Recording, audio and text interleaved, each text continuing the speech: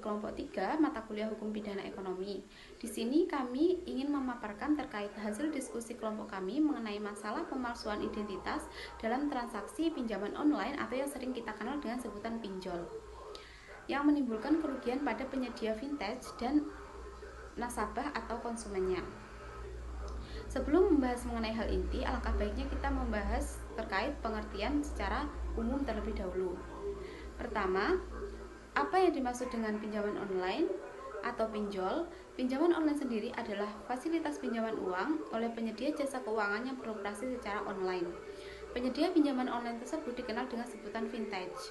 Menurut Peraturan Otoritas Jasa Keuangan Nomor 77/POJK.01/2016 tahun 2016, layanan pinjam meminjam uang berbasis teknologi informasi, pinjaman online adalah pelayanan jasa keuangan untuk mempertemukan pemberi pinjaman dengan penerima pinjaman dalam rangka melakukan perjanjian pinjam meminjam dalam mata uang rupiah secara langsung melalui sistem elektronik dengan menggunakan jaringan internet.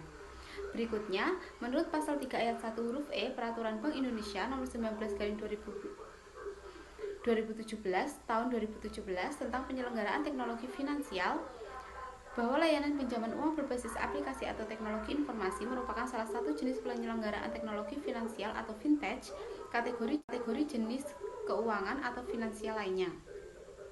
Kemudian kita akan mempelajari mengenai syarat pinjaman online. Dari beberapa aplikasi pinjaman online yang telah kita amati, kita menemukan ada 3 syarat-syarat umum yang biasa ada dalam aplikasi tersebut.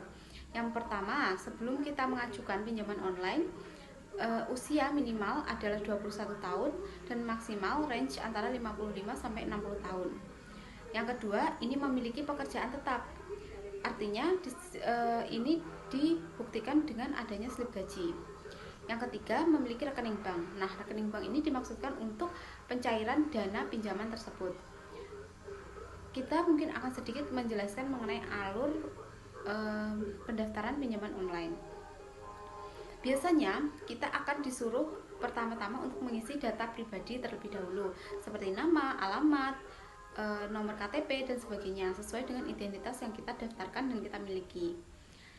Yang kedua, biasanya kita diwajibkan untuk mengisi rekening bank seperti yang telah disebutkan sebelumnya. Hal ini untuk mencairkan dana pinjaman. Dan yang ketiga, yang wajib biasanya pasti ada adalah mencantumkan 3 nomor aktif yang mana bisa dihubungi ketika keadaan darurat. Pemalsuan adalah proses pembuatan beradaptasi, meniru atau benda, statistik atau dokumen-dokumen dengan maksud untuk menipu. Kejahatan yang serupa dengan penipuan yakni kejahatan memperdaya yang lain, termasuk melalui penggunaan benda yang diperoleh melalui pemalsuan. Dalam pasal 263 ayat 1 KUHP menyebutkan tentang pemalsuan bahwa barang siapa membuat surat palsu atau memalsukan surat yang dapat menimbulkan suatu hak, perikatan atau pembebasan hutang atau yang diperuntukkan sebagai bukti daripada sesuatu hal yang dimaksud untuk memakai atau menyuruh orang lain memakai surat tersebut seolah-olah isinya benar dan tidak dipalsu, diancam jika pemakaian tersebut dapat menimbulkan kerugian karena pemalsuan surat.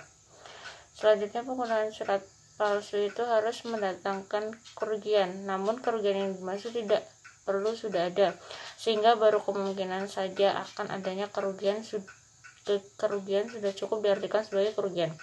Hukuman yang diberikan terhadap pelaku pemalsuan surat tidak hanya memalsukan surat, namun juga secara sengaja menggunakan surat palsu dapat dikenakan sanksi sesuai undang-undang yang berlaku.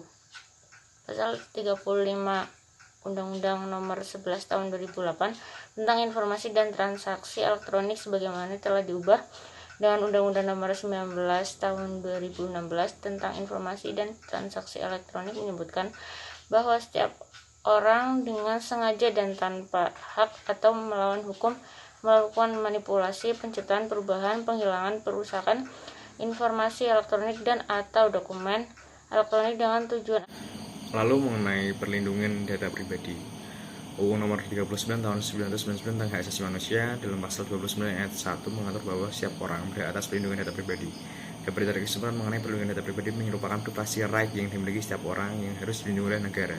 Dasar hukumnya adalah Undang-Undang Nomor 24 Tahun 2013 tentang Administrasi Kependudukan yang mengatur bahwa data pribadi wajib dilindungi adalah keterangan tentang cacat fisik, mental, sidik jari, iris mata, tanda tangan, dan elemen lainnya.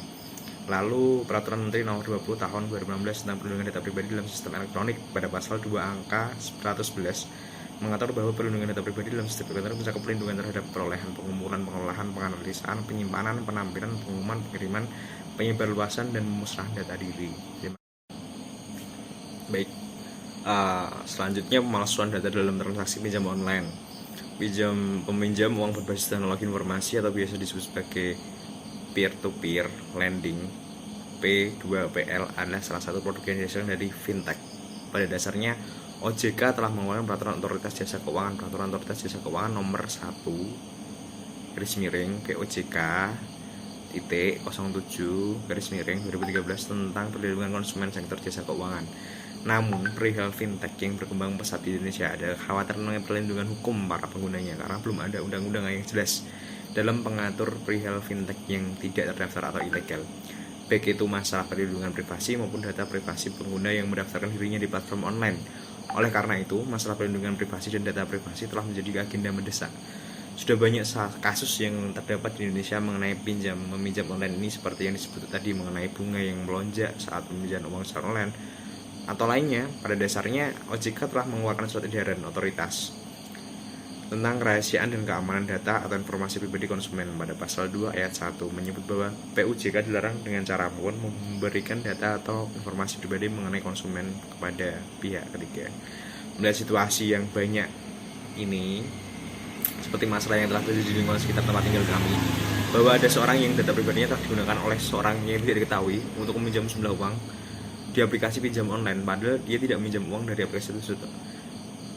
Namun hasil terdapat kasus meminjam uang secara langsung, data tersebar, diancam dan diintimidasi karena sebagai debitur pihak fintech sebagai pemberi pinjam dianggap telah melanggar hukum dengan menyebarkan data pribadi mereka dan melakukan penagihan yang tidak hanya dilakukan kepada peminjam atau kontak darurat yang disertakan oleh peminjam. Dengan adanya peraturan yang dikeluarkan Otoritas Jasa Keuangan terhadap pinjam uang secara online, harusnya perusahaan meminjam uang tidak semena-mena terhadap nasabah. Pengaturan dan pengawasan fintech di Indonesia menjadi sangat penting karena berkaitan dengan legalitas dan dari bisnis yang dijalankan. Seperti dalam pengembangan fintech memiliki potensi resiko yang berkaitan dengan perlindungan konsumen, stabilitas sistem keuangan, sistem pembayaran, dan stabilitas ekonomi. Berdasarkan pasal 45 UU ITE terhadap pelanggaran data pribadi yang mencakup pencemaran nama baik mendapatkan sanksi pidana. Pihak penyelenggara fintech juga masih sulit untuk mengatasi masalah pemalsuan data diri karena belum ada peraturan khusus mengenai persyaratan atau verifikasi data diri untuk meminjam dana pada aplikasi pinjaman online. Demi mencegah terjadinya pelanggaran data pribadi, disarankan untuk jangan mudah memberikan data identitas kepada orang lain karena berakibat pemalsuan identitas diri digunakan guna menjadi sasaran pinjam online atas nama korban yang dirugikan. Penyedia fintech sendiri disarankan dalam melakukan kegiatan pinjam online lebih teliti lagi dalam mengidentifikasi data diri pihak yang akan melakukan kredit dan dibuat peraturan khusus yang dapat mencegah terjadinya pemalsuan dan pelanggaran identitas data diri dalam penyelenggaraan pinjam online. Terima kasih.